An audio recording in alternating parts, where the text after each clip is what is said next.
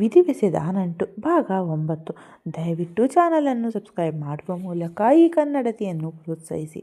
ತನ್ನ ಭುಜ ಸ್ಪರ್ಶಿಸಿದವರು ಯಾರೆಂದು ನೋಡಿದವಳಿಗೆ ಕಂಡಿದ್ದು ತನ್ನ ಗಂಡ. ಅವನನ್ನು ನೋಡಿದ್ದೇ ಗಟ್ಟಿಯಾಗಿ ತಬ್ಬಿಟ್ಟಳು. ಮುಂದೆ ತನ್ನ ನೋವು ಹೇಳಿಕೊಳ್ಳಲು ಯಾರಾದರೂ ಇರುವವರಾ ಎಂದುಕೊಂಡವಳಿಗೆ ಕಂಡಿದ್ದು ಗಂಡ. ಅವನನ್ನು ನೋಡಿ ತಬ್ಬಿದಳು. ಆ ಕ್ಷಣ ಅವಳಿಗೆ ಸಾಂತ್ವನ ಹೇಳುವ ಒಂದು ಜೀವ ಬೇಕಿತ್ತು. ತನ್ನ ತಬ್ಬಿದವಳ ಪರಿಗೆ ಒಂದು ಕ್ಷಣ ಆಶ್ಚರ್ಯಚಕಿತನಾದ. ಒಂದು ಕ್ಷಣ ಅವನಿಗೆ ಅವಳ ಸನಿಹ ಹಿತವೆನಿಸಿತು. ವಿದೇಶದಲ್ಲಿ ಓದಿ ಬಂದಿದ್ದರೂ ಯಾವ ಹುಡುಗಿಯನ್ನು ಇಷ್ಟು ಸನಿಹ ಬಿಟ್ಟಿಕೊಂಡಿರಲಿಲ್ಲ ಅವನು. ಪ್ರೀತಿಸಿದ ಅಂಕಿತಾನನ್ನೂ ಸಹ. ಅವಳ ಅಪ್ಪುಗೆ ಕ್ಷಣಕಾಲ ಅವನ ಮೈಮನ ಮರೆಸಿತ್ತು.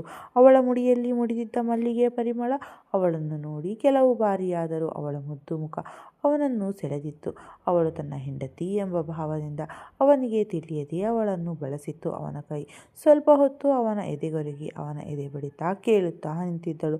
ಆ ಕ್ಷಣ ಅವಳಿಗೂ ತಿಳಿದಿರಲಿಲ್ಲ ನಾನು ಅವನಿಗೆ ಒಲ್ಲದ ಹೆಂಡತಿ ಎಂದು. ತಾನು ಬಳಸಿದ ಕೈಯನ್ನು ಬಿಟ್ಟು ಅವಳ ಮುಖ ನೋಡಿದ. ತನ್ನ ಮುಖವನ್ನೇ ನೋಡುತ್ತಿದ್ದವನನ್ನು ನೋಡಿ ಅವನನ್ನು ಬಿಟ್ಟು ಸ್ವಲ್ಪ ಹಿಂದೆ ನಿಂತಳು. ಸ್ವಲ್ಪ ಹಿಂದೆ ನಿಂತವಳ ಮುಖವನ್ನು ಬೊಗಸೆಯಲ್ಲಿ ಹಿಡಿದು ಅವಳ ಕಣ್ಣಿನಿಂದ ಬಂದ ನೀರನ್ನು ತನ್ನ ಹೆಬ್ಬೆರಳಿನಿಂದ ಒರೆಸಿ ಅವಳ ಮುಖವನ್ನೇ ನೋಡುತ್ತಾ 10 ಕಣ್ಣುಗಳು ಊದಿಕೊಂಡಿದ್ದವು. ಕೆನ್ನೆ ಮತ್ತು ಮೂಗು ಕೆಂಪಾಗಿತ್ತು. ಮಂಚದ ಕಾಲಿಗೆ ಹೊರಗಿದ್ದ ಮಲಗಿದ್ದವಳ ಕೆನ್ನೆಯ ಮೇಲೆ ಅದರ ಅಚ್ಚು ಬಿದ್ದಿತ್ತು. ಕ್ಷಣಕಾಲ ಸಮೋಹಕ್ಕೊಳಗಾದವನಂತೆ ಅವಳ ಮುಖವನ್ನೇ ನೋಡುತ್ತಾ ನಿಂತ. ತತ್ಕ್ಷಣ ಅಂಕಿತ ನೆನಪಾದ ಕೂಡಲೇ ಅವಳನ್ನು ಬಿಟ್ಟು ಅವಳ ಹಣೆ ಮತ್ತು ಕತ್ತು ಮುಟ್ಟಿ ನೋಡಿ, ಲೈಟಾಗಿ ಜ್ವರ ಬಂದಿದೆ, ಮಾತ್ರೆ ತೆಗೆದುಕೊಳ್ಳಲಿಲ್ಲವಾ ಎಂದು ಕಡಸಾಗಿ ಕೇಳಿದವನನ್ನು ನೋಡಿ ಇಲ್ಲ ಎಂದು ತಲೆ ಆಡಿಸಿದಳು. ನಿನಗೇನು ಗೊತ್ತಾಗಲ್ವಾ ಎಂದು ಅವಳನ್ನೇ ಊರಿಗಣ್ಣಿನಿಂದ ನೋಡಿದ. ಅವಳ ಕಣ್ಣು ತುಂಬಿಕೊಂಡು ನಿಂತಿದ್ದನ್ನು ನೋಡಿ, ಸರಿ, ಊಟ ಮಾಡಿ ಮಾತ್ರೆ ತೆಗೆದುಕೋ. ನಿನಗೇನಾದರೂ ಆದರೆ ನಾನು ಎಲ್ಲರಿಗೂ ಉತ್ತರಿಸಬೇಕಾಗುತ್ತದೆ. ಯಾವಾಗ ನೋಡಿದರೂ ಅಳುತ್ತಿರುತ್ತಾಳೆ ಎಂದು ವಾಶ್ರೂಮ್ಗೆ ಹೊಕ್ಕ. ಛೀ, ನಾನು ಯಾಕೆ ಅವಳ ಕಣ್ಣು ನೋಡಿ ಕಳೆದು ಹೋದೆ? ಹೌದು, ಯಾಕೆ ಅವಳು ಯಾವಾಗಲೂ ಅಳುತ್ತಿರುತ್ತಾಳೆ? ತೇಜಸ್ವಿನ ಮರೆಯೋದಕ್ಕೆ ಆಗುತ್ತಿಲ್ಲವಾ ಅವಳಿಗೂ? ಹೌದು, ಅವಳಿಗೆ ತೇಜಸ್ವಿನ ಮರೆಯೋಕೆ ಆಗುತ್ತಿಲ್ಲವೆನಿಸುತ್ತದೆ. ಅದಕ್ಕೆ ಅಳುತ್ತಿದ್ದಾಳೆ ಅಲ್ಲವಾ? ಮದುವೆಗೂ ಮುಂಚೆನೇ ನಾನು ಒಂದು ಹುಡುಗನನ್ನು ಪ್ರೀತಿಸುತ್ತಿದ್ದೀನಿ ಎಂದು ನನ್ನ ಹತ್ತಿರ ಹೇಳಿದ್ದರೆ ನಾನೇ ಅವರ ದೊಡ್ಡಪ್ಪನ ಬಳಿ ಮಾತನಾಡಿ ಮದುವೆ ಮಾಡಿಸುತ್ತಿದ್ದೆ. ಆದರೆ ಈ ಹುಡುಗಿ ನನ್ನ ಮದುವೆಯಾಗಿ ಈ ರೀತಿ ಹಿಂಸೆ ಅನುಭವಿಸುತ್ತಿದ್ದಾಳೆ. ನನಗೂ ಅಷ್ಟೇ. ಅಂಕಿತಾನ ಎಷ್ಟು ಮರೆಯಬೇಕು ಎಂದು ದಿನಪೂರ್ತಿ ಕೆಲಸದಲ್ಲಿ ತೊಡಗಿಸಿದರೂ ಅವಳ ನೆನಪು ಆಗುತ್ತಾಳೆ ಎಂದು ಅವಳ ಅಳುವಿಗೆ ತಾನೇ ಏನೋ ಒಂದು ತಿಳಿದುಕೊಂಡು ಅವನಿಗೆ ಗೊತ್ತಿತ್ತು. ಅವಳ ಅಳುವಿಗೆ ನಿಜವಾದ ಕಾರಣ ಅವಳೆಂದೇ ತನ್ನ ನೋವನ್ನು ಯಾರ ಬಳಿಯೂ ಬಾಯಿಬಿಟ್ಟು ಹೇಳಿದವಳಲ್ಲ. ಅವಳ ಅಳುವಿಗೆ ಕಾರಣವಿರುತ್ತದೆ. ಮೊದಲು ನಾನು ತೇಜಸ್ವಿಯ ಬಳಿ ಮಾತನಾಡಬೇಕು. ಅವನು ಮತ್ತೆ ಇವಳು ಪ್ರೀತಿಸುತ್ತಿದ್ದಾರೆ. ಅವಳಿಗೆ ಡೈವರ್ಸ್ ಕೊಡೋಣ ಎಂದು ಒಂದು ಕ್ಷಣ ಯೋಚಿಸಿದರು. ಅವನ ಮಧುಗೆ ಡೈವರ್ಸ್ ಕೊಡಲು ಹಿಂದೇಟು ಹಾಕುತ್ತಿತ್ತು. ಎಷ್ಟೇ ಓದಿದರೂ ಅವನು ಭಾರತೀಯದ ಸಂಸ್ಕೃತಿಯನ್ನು ಗೌರವಿಸುತ್ತಿದ್ದ. ನಾನು ಏನು ಮಾಡಲಿ? ಒಂದು ಸರ್ತಿ ಇವಳನ್ನು ನೋಡಿದರೆ ತುಂಬ ಕೋಪ ಬರುತ್ತದೆ. ಒಂದೊಂದು ಸರ್ತಿ ಅಯ್ಯೋ ಪಾಪ, ಅಪ್ಪ ಅಮ್ಮ ಇಲ್ಲದ ಬೇರೆಯವರ ಆಶ್ರಯದಲ್ಲಿ ಬೆಳೆದವಳು ನಾನು. ಅಂಕಿತಾನ ಸಂಪೂರ್ಣವಾಗಿ ಮರೆತು ಇವಳ ಜೊತೆ ಕೂತು ಮಾತನಾಡಿ ಜೀವನ ಶುರು ಮಾಡೋಣ ಎಂದುಕೊಂಡರೆ ಇವಳು ಯಾರನ್ನೋ ಪ್ರೀತಿಸುತ್ತಿದ್ದಾಳೆ ಎಂಬ ಬೇಸರವಾಗುತ್ತದೆ. ಒಂದೊಂದು ಸಾರಿ ಅವಳನ್ನು ನೋಡಿದರೆ ನಾನೇ ಕಳೆದು ಹೋಗುತ್ತೇನೆ. ಯಾಕೆ ಹೀಗೆ ಈ ರೀತಿಯಾಗುತ್ತಿದೆ? ಇದಕ್ಕೆಲ್ಲ ಏನು ಪರಿಹಾರ ಭಗವಂತ? ಎಲ್ಲರೂ ಹೇಳಿದ ಹಾಗೆ ನಾನು ಮಧು ಜೊತೆ ಕೂತು ಮಾತನಾಡಲ್ಲ. ಅವಳು ತೇಜಸ್ವಿನ ಪ್ರೀತಿಸುತ್ತಿದ್ದರೆ ನನಗೆ ಅವನೇ ಬೇಕು. ಡೈವರ್ಸ್ ಕೊಡಿ ಎಂದರೆ ನಾನೇನು ಮಾಡಲಿ? ಡೈವರ್ಸ್ ಕೊಡಲ್ಲ. ಜೋರಾದ ಉಸಿರು ದಬ್ಬಿ ಇದಕ್ಕೆಲ್ಲ ಇರೋದು ಒಂದೇ ಪರಿಹಾರ, ಮಧು ತೇಜಸ್ವಿನ ಪ್ರೀತಿಸುತ್ತಿದ್ದಾಳಾ ಇಲ್ಲವಾ ಎಂದು ತಿಳಿದುಕೊಳ್ಳೋದು ಎಂದು ದಡ್ಡನಂತೆ ಯೋಚಿಸತೊಡಗಿದ್ದ. ಅವಳು ಮೊದಲ ರಾತ್ರಿಯಲ್ಲಿ ಹೇಳಿದ ಮಾತು ಸರಿಯಾಗಿ ಕಿವಿಗೊಟ್ಟು ಕೇಳಿದರೆ ಈ ರೀತಿ ಯೋಚಿಸುವ ಪ್ರಮೇಯವೇ ಬರುತ್ತಿರಲಿಲ್ಲ. ಅಯ್ಯೋ, ನನಗೇನಾಯಿತು? ಯಾಕೆ ಅವರನ್ನು ತಬ್ಬಿಕೊಂಡೆ? ನಾನು ತಬ್ಬಿಕೊಂಡರೂ ಅವರು ಯಾಕೆ ಕೋಪ ಮಾಡಿಕೊಳ್ಳಲಿಲ್ಲ? ಜ್ವರ ಬಂದಿದೆ ಎಂದು ಸುಮ್ಮನಾದರ? ಹೌದು, ಇಲ್ಲ ಎಂದಿದ್ದರೆ ಖಂಡಿತ ಕೋಪ ಮಾಡಿಕೊಳ್ಳುತ್ತಿದ್ದರು ಎಂದು ತಾನೇ ಕಿತ್ತು ಎಸೆದಿದ್ದ. ಬೆಡ್ ಮ್ಯಾಟ್ ಎತ್ತುಕೊಂಡು ಹಾಸಿಗೆಯ ಮೇಲೆ ಹಾಸಿ ತನ್ನ ಮೊಬೈಲ್ ಎತ್ತುಕೊಂಡು ಟೇಬಲ್ ಮೇಲಿಟ್ಟು ಕೆಳಗಿಳಿದು ಬಂದಳು ಮಧುರ. ಅಮ್ಮ, ಏನು ಯೋಚಿಸುತ್ತಿದ್ದೀಯಾ ಎಂದು ಅಮ್ಮನ ಬಳಿ ಬಂದಳು ಸಿಂಚನ. ಸಿಂಚು, ನಿನಗೆ ಆ ಮಧು ಮಾವನನ್ನು ನೋಡಿದರೆ ಏನನಿಸುತ್ತದೆ? ಯಾಕಮ್ಮ ಎಂದು ಅಮ್ಮನ ಮುಖವನ್ನೇ ನೋಡಿದಳು. ನನಗೆ ಅವನನ್ನು ನೋಡಿದಾಗಿನಿಂದ ಅವನ ನಡವಳಿಕೆ ಸರಿ ಕಾಣಲಿಲ್ಲ. ನನಗನಿಸೋ ಪ್ರಕಾರ ಅವನು ಮಧುನ ಇಷ್ಟಪಡುತ್ತಿದ್ದಾನೆ ಎನ್ನಿಸುತ್ತಿದೆ. ವಾಟ್? ಏನು ಹೇಳುತ್ತಿದ್ದೀಯಾ ಅಮ್ಮ? ಅವನ ವಯಸ್ಸು 45ರಂತೆ ಕಾಣುತ್ತದೆ. ಅವನು ಮಧುನ ಇಷ್ಟಪಡುತ್ತಾನ? ಸೆನ್ಸ್ ಇಲ್ಲದೆ ಮಾತನಾಡಬೇಡ ಎಂದಳು ಅಮ್ಮನ ಕೊಂಕು ಉದ್ದಿಕೊಂಡು. ಅಲ್ಲವೇ ಸಿಂಚು ಎಂದು ಮುಂದೆ ಏನನ್ನೋ ಹೇಳಲು ಬಂದ ಅಮ್ಮನನ್ನು ತಡೆದು, ಅಪ್ಪ ಫೋನ್ ಮಾಡಿದ್ದರು, ನಾಳೆ ಊರಿಗೆ ಹೋಗಬೇಕಂತೆ, ರೆಡಿಯಾಗು ಎಂದು ಹೊರಗೆ ಹೋದಳು. ಛೇ, ಇನ್ನೊಂದೆರಡು ದಿನ ಇದ್ದಿದ್ದರೆ ವಿದ್ಯಾನ ತಲೆ ಈ ವಿಚಾರ ತುಂಬಿ ಹೋಗಬಹುದಿತ್ತು ಎಂದು ತಮ್ಮ ಬೇಸರವನ್ನು ಬಟ್ಟೆಯ ಮೇಲೆ ತೋರಿಸುತ್ತಾ ಬ್ಯಾಗ್ಗೆ ತುಂಬಿಕೊಂಡರು. ಜ್ವರದಿಂದ ಸುಧಾರಿಸಿಕೊಂಡವಳು ಸೊಸೆಯಾಗಿ ಜವಾಬ್ದಾರಿಗಳನ್ನು ನಿರ್ವಹಿಸಲು ಶುರು ಮಾಡಿದ್ದಳು.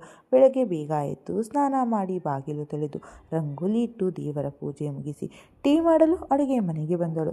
6 ಗಂಟೆಗೆ ಎಚ್ಚರವಾದ ವಿದ್ಯಾ ಹೊರಗೆ ಬಂದವರಿಗೆ ದೇವರ ಮನೆಯಿಂದ ಬಂದ ಸಾಂಬ್ರಾಣಿ ಘಮವನ್ನು ಆಸ್ವಾದಿಸುತ್ತಾ ಅಡುಗೆ ಮನೆಗೆ ಬಂದವರಿಗೆ ಸೊಸೆ ಟೀ ಮಾಡುತ್ತಿರುವುದು ಕಂಡು, ಮಧು ಏನಕ್ಕೆ ಇಷ್ಟು ಬೇಗ ಇದ್ದೆ? ಇನ್ನು ಸ್ವಲ್ಪ ಹೊತ್ತು ಮಲಗಬಾರ್ದಿತ್ತ? ಇವತ್ತು ಭಾನುವಾರ ಅಲ್ವಾ? ಅದಕ್ಕೆ ಸ್ವಲ್ಪ ಲೇಟಾಗಿ ಎದ್ದೆ. ಪರವಾಗಿಲ್ಲ ಅತ್ತೆ, ದೊಡ್ಡಪ್ಪನ ಮನೆಯಲ್ಲಿ ಬೇಗ ಎದ್ದು ರೂಢಿಯಾಗಿ ಬಿಟ್ಟಿದೆ ಎಂದು ಟೀ ಮಾಡುತ್ತಿದ್ದ ಸೊಸೆಯನ್ನು ನೋಡಿ, ಮಧು ನಿಮ್ಮ ದೊಡ್ಡಮ್ಮ ನಿನ್ನನ್ನು ಕೇಳಿದ್ದರು. ಯಾಕೆ ಅತ್ತೆ ಹೀಗೆ ಕೇಳುತ್ತಿದ್ದೀರಾ? ಚೆನ್ನಾಗಿ ನೋಡಿಕೊಳ್ಳುತ್ತಿದ್ದರು ಎಂದು ಮಾತು ತೇಲಿಸಿದಳು. ಅವಳು ಹೇಳುತ್ತಿರುವುದು ಸುಳ್ಳು ಎಂದು ತಿಳಿದಿದ್ದ ವಿದ್ಯಾ ಮನದಲ್ಲಿ ಎಷ್ಟು ಸೇಳು ಹೇಳುತ್ತಾಳೆ. ಸರಿತಾ ಇವಳನ್ನು ಚೆನ್ನಾಗಿ ನೋಡಿಕೊಂಡಿರುವುದು ದೂರದ ಮಾತೆ. ಅವತ್ತು ಮದುವೆ ಮನೆಯಲ್ಲಿ ಇವಳ ಬಗ್ಗೆ ಎಷ್ಟು ಕೇವಲವಾಗಿ ಮಾತನಾಡಿದರು. ನಾನು ಕೂಡ ಏನೇನು ಯೋಚಿಸಿ ತಪ್ಪು ಮಾಡಿದೆ. ಅತ್ತಿಗೆ ಹತ್ತಿರನೂ ಇವಳ ಕಲ್ಗುಣ ಸರಿಯಿಲ್ಲ ಎಂದು ಹೇಳಿಬಿಟ್ಟೆ. ಛೇ ಎಂದು ತಮಗೆ ತಾವೇ ಚೀಮಾರಿ ಹಾಕಿಕೊಂಡರು. ಇನ್ನು ಮುಂದೆ ಇವಳನ್ನು ಸೊಸೆ ಥರ ನೋಡಿಕೊಳ್ಳಬಾರದು, ಮಗಳ ಥರ ನೋಡಿಕೊಳ್ಳಬೇಕು. ಪಾಪ ತಂದೆ ತಾಯಿ ಇಲ್ಲದೆ ಬೆಳೆದವಳು ಮಧು ಎಂದು ಮೃದುವಾಗಿ ಕರೆದರು. ನೀನು ನೋಡೋಕೆ ಸೇಮ್ ನಿಮ್ಮ ಅಮ್ಮನ ಥರಾನೇ ಇದೆಯಾ ಎಂದು ಅವಳ ಕೆನ್ನೆ ಹಿಂಡಿದರು. ಅತ್ತೆ, ನೀವು ನಮ್ಮ ಅಮ್ಮನ್ನ ನೋಡಿದ್ದೀರಾ ಎಂದು ಸಂತೋಷದಿಂದ ಕೇಳಿದಳು. ತನ್ನಮ್ಮನ ಬಗ್ಗೆ ತಿಳಿದುಕೊಳ್ಳಲು ಅವಳಿಗೂ ಕುತೂಹಲ. ಹ್ಞೂ ಮಧು, ನಿಮ್ಮ ಅಮ್ಮ ನೋಡೋದು ಏನು ಮಾತನಾಡಿಸಿದ್ದೀನಿ, ಅವಳು ಮಾಡಿರೋ ಊಟನೂ ತಿಂದಿದ್ದೀನಿ ಎಂದು ಸೊಸೆಯ ಸಂತೋಷದ ಮುಖವನ್ನು ನೋಡಿ ಹೇಳಿದರು. ಅತ್ತೆ, ನಮ್ಮ ಅಮ್ಮ ಹೇಗೆ ಪರಿಚಯ ನಿಮಗೆ? ಅಮ್ಮನ ಬಗ್ಗೆ ತಿಳಿದುಕೊಳ್ಳೋಕೆ ತುಂಬ ಆಸೆನಾ ಎಂದು ಸೊಸೆಯ ಮುಖ ನೋಡಿದರು. ಹ್ಞೂ ಅತ್ತೆ, ಅಮ್ಮನಂತೂ ನೋಡಿಲ್ಲ, ಆದರೆ ಅಮ್ಮ ಹೇಗಿದ್ದರು ಎಂದು ನೋಡಿರೋರು ನಿಮ್ಮಂಥವರಿಂದ ತಿಳಿದುಕೊಳ್ಳೋ ಆಸೆ ಅಷ್ಟೇ ಎಂದು ನಕ್ಕಳು. ನಿಮ್ಮ ದೊಡ್ಡಪ್ಪ ಮತ್ತು ನಿಮ್ಮ ಮಾವ ಇಬ್ಬರು ಬೆಸ್ಟ್ ಫ್ರೆಂಡ್ ಅಲ್ವಾ? ಆವಾಗ ಅವರ ಮನೆಗೆ ಬರುತ್ತಿದ್ದೆವು. ಆಗ ನಿಮ್ಮ ಅಮ್ಮ ಅಪ್ಪ ನೋಡಿದ್ದೆ. ನಿಮ್ಮ ಅಮ್ಮ ತುಂಬ ಒಳ್ಳೆಯವಳು. ನಿನಗೊಂದು ವಿಷಯ ಗೊತ್ತಾ ಮಧು? ನೀನು ಮತ್ತು ಅಂಕಿತಾ ಇಬ್ಬರು ಆಗಿನ್ನೂ ಚಿಕ್ಕ ಮಕ್ಕಳು. ನನಗೆ ಅನು ಇನ್ನೂ ಹುಟ್ಟಿರಲಿಲ್ಲ. ನೀನು ಚಿಕ್ಕ ಮಗುವಿದ್ದಾಗ ನಿಮ್ಮನ್ನು ನೋಡಲು ಬರಲು ನಿಮ್ಮ ಮನೆಗೆ ಬಂದಿದ್ದೆವು. ಆಗ ಸೂರ್ಯನಿಗೆ 5 ವರ್ಷ. ನಿನ್ನನ್ನು ನೋಡಿ ಅಮ್ಮ, ಈ ಪಾಪುನ ನಮ್ಮ ಮನೆಗೆ ಕರೆದುಕೊಂಡು ಹೋಗೋಣ, ನನಗೆ ಈ ಪಾಪು ಬೇಕೆಂದೇ ರಚ್ಚೆ ಹಿಡಿದಿದ್ದ. ನಿನ್ನ ಕಣ್ಣುಗಳು ಚೆನ್ನಾಗಿದೆ ಎಂದು ಯಾವಾಗಲೂ ನಿನ್ನ ಕಣ್ಣೇ ನೋಡೋನು. ಆಗ ನಿಮ್ಮಮ್ಮ, ನೀನು ನನ್ನ ಮಗಳನ್ನು ಮದುವೆಯಾಗಿ ಅವಳನ್ನು ನಿಮ್ಮ ಮನೆಗೆ ಕರೆದುಕೊಂಡು ಹೋಗುತ್ತೀಯಾ ಎಂದು ಸುಮ್ಮನೆ ತಮಾಷೆಗೆ ಕೇಳಿದ್ದಳು. ಅದಕ್ಕೆ ಸೂರ್ಯ ಖುಷಿಯಿಂದ ಹ್ಞೂ, ನಾನು ಈ ಪಾಪುನ ಮದುವೆಯಾಗಿ ನಮ್ಮ ಮನೆಗೆ ಕರೆದುಕೊಂಡು ಹೋಗುತ್ತೇನೆ ಎಂದು ಹೇಳಿದ್ದ. ನಾವೆಲ್ಲ ಅವನ ಮಾತಿಗೆ ನಕ್ಕಿದ್ದೆವು. ಅವತ್ತು ತಮಾಷೆಯಾಗಿ ಹೇಳಿದ ಮಾತು ಇವತ್ತು ನಿಜವಾಯಿತು ನೋಡು. ನಮ್ಮ ಸೂರ್ಯ ಚಿಕ್ಕ ವಯಸ್ಸಿನಲ್ಲಿ ನಿನ್ನ ತುಂಬ ಇಷ್ಟಪಟ್ಟಿದ್ದ. ಆದರೆ ನಿನಗೆ 1 ವರ್ಷವಾಗುತ್ತಿದ್ದಂತೆ ನಿಮ್ಮಪ್ಪ ಬೇರೆ ಮನೆ ಮಾಡಿ ನಿಮ್ಮಮ್ಮನನ್ನು ಕರೆದುಕೊಂಡು ಹೋದ. ಆಮೇಲೆ ಏನಾಯಿತು? ಮೊದಲು ಸರಿ ಇದ್ದ ನಿಮ್ಮ ಅಪ್ಪ ತುಂಬ ಬದಲಾದ. ನಿಮ್ಮ ಅಮ್ಮನಿಗೆ ಹೊಡೆಯೋದು ಮಾಡುತ್ತಿದ್ದಾನಂತೆ. ಆಮೇಲೆ ನಂತರ ಮತ್ತೊಂದು ಮಗು ನಿಮ್ಮಮ್ಮನಿಗೆ ಬಸರಿಯಾದಾಗ ಆ ಮಗು ನನಗೆ ಬೇಡ ತೆಗೆಸು ಎಂದು ದಿನ ನಿಮ್ಮ ಅಮ್ಮನಿಗೆ ಹೊಡೆಯುತ್ತಿದ್ದನಂತೆ. ಆಮೇಲೆ ಗರ್ಭಪಾತವಾಗಿ ಜಾಸ್ತಿ ರಕ್ತಸ್ರಾವವಾಗಿ ನಿಮ್ಮ ಅಮ್ಮ ಸತ್ತೋದರಂತೆ ಎಂದು ತಿಳಿಯಿತು. ಆಮೇಲೆ ನಿಮ್ಮ ದೊಡ್ಡಪ್ಪನಿಗೆ ಬೆಂಗಳೂರಿಗೆ ವರ್ಗಾವಣೆಯಾಯಿತು. ನಿನ್ನ ಬಗ್ಗೆ ವಿಚಾರಿಸಿದಾಗ ನಿಮ್ಮ ಅಜ್ಜಿ ನನ್ನ ಮೊಮ್ಮಗಳನ್ನು ನಾನೇ ನೋಡಿಕೊಳ್ಳುತ್ತೇನೆ ಎಂದರಂತೆ. ನಿನ್ನ ಬಗ್ಗೆ ನಮಗೇನೂ ತಿಳಿಯಲೇ ಇಲ್ಲ. ನಿನ್ನ ಅಜ್ಜಿ ಸತ್ತ ಮೇಲೆ ನಿಮ್ಮ ದೊಡ್ಡಪ್ಪ ನಿನ್ನನ್ನು ಕರೆದುಕೊಂಡು ಬಂದಿದ್ದಾರೆ ಎಂದು ತಿಳಿಯಿತು. ಅಷ್ಟೇ. ಆನಂತರ ನಿನ್ನ ನೋಡಿದ್ದೇ ಮದುವೆ ಮನೆಯಲ್ಲಿ. ಸೂರ್ಯನ ಬುದ್ಧಿ ಬೆಳೀತಾ ನಿಮ್ಮಿಬ್ಬರಿಗೂ ಸಂಬಂಧ ಬೆಸೆದಿತ್ತು ಎಂದು ಸೊಸೆ ಕೈ ಹಿಡಿದು ಹೇಳಿದರು. ಅವಳಿಗೂ ಇದು ಹೊಸ ವಿಷಯವೇ. ಸೂರ್ಯ ಚಿಕ್ಕ ವಯಸ್ಸಿನಲ್ಲಿ ನನ್ನ ಇಷ್ಟಪಡುತ್ತಿದ್ದ ಎಂಬುದು ಅತ್ತೆಯ ಮಾತು ಕೇಳಿ ಅವಳ ಮುಖ ತಾವರೆಯಂತೆ ಅರಳಿತ್ತು. ಆ ಕ್ಷಣ ಅವಳಿಗೆ ಮನಸ್ಸಿನಲ್ಲಿ ಯಾವ ಚಿಂತೆಯೂ ಇರಲಿಲ್ಲ. ನಿನ್ನೆಯ ಕಹಿ ಘಟನೆ ಅತ್ತೆಯ ಮಾತು ಕೇಳಿ ಮರೆತೇ ಹೋಗಿದ್ದಳು. ಮದುವೆಯಾಗಿ ಆಗಲೇ 1 ತಿಂಗಳಾಗುತ್ತಾ ಬಂತು. ಗಂಡ ಹೆಂಡತಿಯ ಮಧ್ಯೆ ಸಂಬಂಧ ಮಾತ್ರ ಸುಧಾರಿಸಿರಲಿಲ್ಲ. ಸೂರ್ಯ ದಿನ ಬೆಳಗ್ಗೆ ಎದ್ದು ಆಸ್ಪತ್ರೆಗೆ ಹೊರಟರೆ ಬರುತ್ತಿದ್ದಿದ್ದು ರಾತ್ರಿ 10ಕ್ಕೆ. ಬಂದು ಊಟ ಮಾಡಿ ಮಲಗಿದರೆ ಮುಗಿಯಿತು. ಇನ್ನು ವಾರದಲ್ಲಿ 4 ದಿನ ನೈಟ್ ಡ್ಯೂಟಿ ಎಂದು ಮನೆಗೆ ಬರುತ್ತಿರಲಿಲ್ಲ. ಕೆಲಸವೆಂದು ದಿನದ 3/4 ಭಾಗ ಆಸ್ಪತ್ರೆಯಲ್ಲಿಯೇ ಕಳೆಯುತ್ತಿದ್ದ. ಮನೆಯವರ ಕಣ್ಣಿಗೆ ಕಾಣುವುದು ಅಪರೂಪವಾಗಿ ಬಿಟ್ಟಿದ್ದ. ಗಂಡ ಹೆಂಡತಿಯ ಮಧ್ಯೆ ಕನಿಷ್ಠ ಒಂದೇ ಒಂದು ಅಕ್ಷರ ಮಾತಿನ ಸಂಭಾಷಣೆಯೂ ಕೂಡ ನಡೆಯುತ್ತಿರಲಿಲ್ಲ. ಇದನ್ನೆಲ್ಲ ಗಮನಿಸಿದ ಸತ್ಯಪ್ರಕಾಶ್ ಮತ್ತು ವಿದ್ಯಾ ಮಗನ ಜೊತೆ ಮಾತನಾಡಲು ಬಂದಾಗ ಏನೋ ಒಂದು ಸಬೂಬು ಹೇಳಿ ತಪ್ಪಿಸಿಕೊಳ್ಳುತ್ತಿದ್ದ. ಸೊಸೆಯ ಮುಖ ನೋಡಿ ಸತ್ಯಪ್ರಕಾಶ್ಗೆ ಬೇಸರವಾಗುತ್ತಿತ್ತು. ನಮ್ಮ ಮಗನಿಗೆ ಮಧುನ ಕೊಟ್ಟು ಮದುವೆ ಮಾಡಿ ತಪ್ಪು ಮಾಡಿದೆವೆಂಬ ಬೇಸರ ಕಾಡುತ್ತಿತ್ತು. ಎಷ್ಟೋ ಬಾರಿ ಮಗನ ಬಳಿ ಮಾತನಾಡಲು ಪ್ರಯತ್ನಿಸಿದರು. ಅವರ ಕಣ್ಣಿಗೆ ಕಾಣದಂತೆ ಓಡಾಡುತ್ತಿದ್ದ. ಈಗಂತೂ ವಾರದಲ್ಲಿ ಒಂದು ದಿನ ಮನೆಗೆ ಬರುವುದು ಅಭ್ಯಾಸ ಮಾಡಿಕೊಂಡಿದ್ದ. ದಿನಗಳು ಉರುಳುತ್ತಿದ್ದವು. ನಾಗೇಶ್ ಮತ್ತೆ ಫೋನ್ ಮಾಡಿಲ್ಲ ಎಂದು ಮಧು ನಿರಾಳರಾದಳು. ಅಪ್ಪ ದೇವರೇ, ಈ ಮಾವ ನನಗೆ ಫೋನ್ ಮಾಡದೆ ಇದ್ದರೆ ಸಾಕು ಎನ್ನುಕೊಳ್ಳುವಾಗಲೇ ಅವಳ ಮುಂದೆ ಕ್ಯಾಲಿಕೇಟರ್ ಬಿದ್ದ ಕ್ಯಾಲಿಕೇಟರ್ ಎತ್ತುಕೊಂಡು ಯಾಕೇನು ಹೀಗೆ ಬಿಸಾಕಿದೆ ಎಂದು ನಾದಿನಿಯ ಮುಖ ನೋಡಿ ಅವಳ ಬಳಿ ಬಂದಳು. ನೋಡಿ ಅತ್ತಿಗೆ, ಎಷ್ಟು ಮಾಡಿದರೆ ಈ ಬ್ಯಾಲೆನ್ಸ್ ಶೀಟ್ ಟ್ಯಾಲಿ ಆಗುತ್ತಿಲ್ಲ ಎಂದು ತನ್ನ ಕೋಪವನ್ನು ಬುಕ್ ಮೇಲೆ ತೋರಿಸಿದಳು. ಸುಮ್ಮನೆ ಆರ್ಟ್ಸ್ ತೆಗೆದುಕೊಂಡರೆ ಆಗುತ್ತಿತ್ತು ಎಂದು ಮುಖ ಉಳ್ಳಗೆ ಮಾಡಿಕೊಂಡು ತಲೆ ಮೇಲೆ ಕೈ ಹೊತ್ತಳು. ಅನು ಎಂದು ಅವಳ ಭುಜ ಮುಟ್ಟಿ, ಅಕೌಂಟ್ಸ್ ಮಾಡೋಕ್ಕೆ ತಾಳ್ಮೆ ಇರಬೇಕು. ನಿನಗಂತೂ ತಾಳ್ಮೆಯೇ ಇಲ್ಲ. ಈ ಅಕೌಂಟ್ಸ್ ಹೇಗೆ ಎಂದರೆ ತಿಳಿದುಕೊಂಡರೆ ತುಂಬ ಸುಲಭ, ತಿಳಿದುಕೊಳ್ಳಲಿಲ್ಲ ಎಂದರೆ ತುಂಬ ಕಷ್ಟ. ಕೊಡಿಲಿ, ನಾನು ಹೇಳಿಕೊಡುತ್ತೇನೆ ಎಂದು ಬುಕ್ ನೋಡಿ. ಎಷ್ಟು ಈಸಿ ಇರೋ ಪ್ರಾಬ್ಲಮ್, ಇಷ್ಟೊಂದು ತಲೆ ಕೆಡಿಸಿಕೊಂಡಿದ್ದೀಯಾ? ಅಸೆಟ್ ಕಡೆ ನೀನು ಗುಡ್ ವಿಲ್ ಹಾಕಿಲ್ಲ ನೋಡು, ಈಗ ಕರೆಕ್ಟಾಗಿ ಟ್ಯಾಲಿ ಆಯಿತು.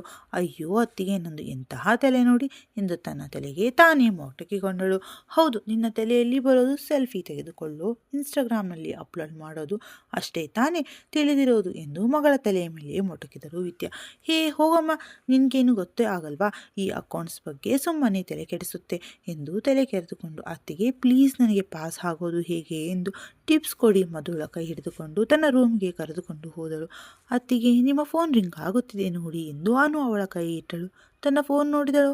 ಅಯ್ಯೋ, ಈ ಮಾವ ಮತ್ತೆ ಯಾಕೆ ಫೋನ್ ಮಾಡುತ್ತಿದ್ದಾನೆ ಎಂದು ತನ್ನ ಮುಖದ ಮೇಲೆ ಹರಿದ ಬೆವರನ್ನು ಒರೆಸಿಕೊಂಡು ಸಿಮ್ ಬದಲಾಯಿಸಿದರು. ಇವನಿಗೆ ಹೇಗೆ ನನ್ನ ನಂಬರ್ ಗೊತ್ತಾಯಿತು? ರಿಸೀವ್ ಮಾಡೋದಾ ಬೇಡವಾ? ಏನು ಮಾತನಾಡೋದು? ನಾನು ನೋಡೇ ಬಿಡ್ತೀನಿ ಎಂದು ಸುಮ್ಮನಾದಳು. ಅತ್ತಿಗೆ, ಯಾರದು? ಫೋನ್ ರಿಸೀವ್ ಮಾಡಿ. ಅಯ್ಯೋ, ಅದು ಕಂಪನಿಯವರು ಬಿಡು ಅನು ಎನ್ನುವಾಗಲೇ ಮತ್ತೆ ರಿಂಗಾಯಿತು. ಛೇ, ಇವನು ಯಾಕೆ ಪದೇ ಪದೇ ಫೋನ್ ಮಾಡುತ್ತಿದ್ದಾನೆ ಎಂದು ಏನೇ ಆಗಲಿ ರಿಸೀವ್ ಮಾಡೇ ಬಿಡಬೇಕೆನ್ನುವಷ್ಟರಲ್ಲಿ ಕರೆ ತುಂಡಾಯಿತು. ಹೋಗಲಿ ಬಿಡು ಎಂದು ಸ್ವಿಚ್ ಆಫ್ ಮಾಡಿಬಿಟ್ಟಳು. ಅರೆ ವೀರು, ಇದೇನಯ್ಯ ಹೇಳದೆ ಕೇಳದೆ ಬಂದು ಬಿಟ್ಟಿದ್ದೀಯಾ? ಮಧುನ ನೋಡಿಕೊಂಡು ಹೋಗೋಕೆ ಬಂದ್ಯಾ ಎಂದು ಮನೆಗೆ ಬಂದ ಗೆಳೆಯನನ್ನು ಆತ್ಮೀಯವಾಗಿ ಬರಮಾಡಿಕೊಂಡರು ಸತ್ಯಪ್ರಕಾಶ್. ಯಾಕೆ ಸತ್ಯ ಬರಬಾರದ ಎಂದು ವಿಷಾದದಿಂದ ನಕ್ಕ ಗೆಳೆಯನನ್ನು ನೋಡಿ, ಮಧು ಯಾರು ಬಂದಿದ್ದಾರೆ ನೋಡು, ಬಾಯಲ್ಲಿ ಎಂದು ಸೊಸೆಯನ್ನ ಕರೆದರು. ಯಾರು ಬಂದಿರಬಹುದು ಎಂದು ಆತಂಕದಿಂದ ಬಂದಳು. ದೊಡ್ಡಪ್ಪನನ್ನು ನೋಡಿ, ದೊಡ್ಡಪ್ಪ ಎಂದು ಅವರ ಕಾಲಿಗೆರೆಗೆ, ಹೇಗಿದ್ದೀರಾ ದೊಡ್ಡಪ್ಪ? ಮನೆಯಲ್ಲಿ ಎಲ್ಲರೂ ಹೇಗಿದ್ದಾರೆ? ಚೆನ್ನಾಗಿದ್ದೇನೆ ಮಧು, ನೀನು ಹೇಗಿದ್ದೀಯಾ? ತುಂಬ ಸೊರಗೋಗಿದ್ದೀಯಾ ಎಂದು ಅವಳ ತಲೆ ಸವರಿದರು. ನಿಮ್ಮ ಮಗಳಿಗೆ ಹೇಳಿ ಅಣ್ಣ, ಟೈಮ್ ಸರಿಯಾಗಿ ಊಟ ಮಾಡು ಅಂತ. ನೋಡಿದರೆ ನಾವು ಊಟ ಹಾಕೋದಿಲ್ವೇನೋ ಅನ್ನೋ ಆಗಿದೆ ಎಂದು ಸೊಸೆಯ ಮೇಲೆ ಊಟದ ಮೇಲೆ ತೋರುವ ನಿರಾಸಕ್ತಿಯನ್ನು ನೋಡಿ ಹೇಳಿದರು ವಿದ್ಯಾ. ಅವಳು ಮೊದಲಿಂದನೂ ಹೀಗೆ ಸಣ್ಣಗೆ ಇದ್ದಾಳೆ. ಸತ್ಯ, ಮಧುನ ನಮ್ಮ ಮನೆಗೆ ಕರೆದುಕೊಂಡು ಹೋಗೋಣ ಎಂದು ಬಂದಿದ್ದೇನೆ ಎಂದು ಹೇಳಿದ ವೀರಭದ್ರನನ್ನು ನೋಡಿ ಎಲ್ಲರೂ ಆಶ್ಚರ್ಯಚಕಿತರಾದರು. ಏನು ಹೇಳುತ್ತಿದ್ದೀಯಾ ವೀರು? ಮಧುನ ಮನೆಗೆ ಕರೆದುಕೊಂಡು ಹೋಗೋಕ್ಕೆ ಬಂದ್ಯಾ? ತನ್ನ ಮಗ ಸೊಸೆಯನ್ನು ನಿರ್ಲಕ್ಷ್ಯ ಮಾಡುವ ವಿಷಯ ವೀರಭದ್ರನಿಗೆ ತಿಳಿದು ಬಿಟ್ಟಿದ್ದ ಎಂಬ ಆತಂಕದಿಂದ ಕೇಳಿದರು. ಹೌದು ಸತ್ಯ, ಮಧುನ 1-2 ತಿಂಗಳ ಮಟ್ಟಿಗೆ ನಮ್ಮ ಮನೆಗೆ ಕರೆದುಕೊಂಡು ಹೋಗೋಣ ಎಂದು ಬಂದಿದ್ದೇನೆ, ನಿರಾಯಾಸವಾಗಿ ನುಡಿದರು ವೀರಭದ್ರ. ಇದೇನು ಹೇಳುತ್ತಿದ್ದೀಯಪ್ಪ? 2 ತಿಂಗಳ ಮಟ್ಟಿಗೆ ಎಂದು ಕೇಳುತ್ತಿದ್ದೀಯಾ? ಹೀಗೇನು ಆಷಾಢವಲ್ಲವಲ್ಲ ಎಂದು ಕೇಳಿದರು ಸುಶೀಲ.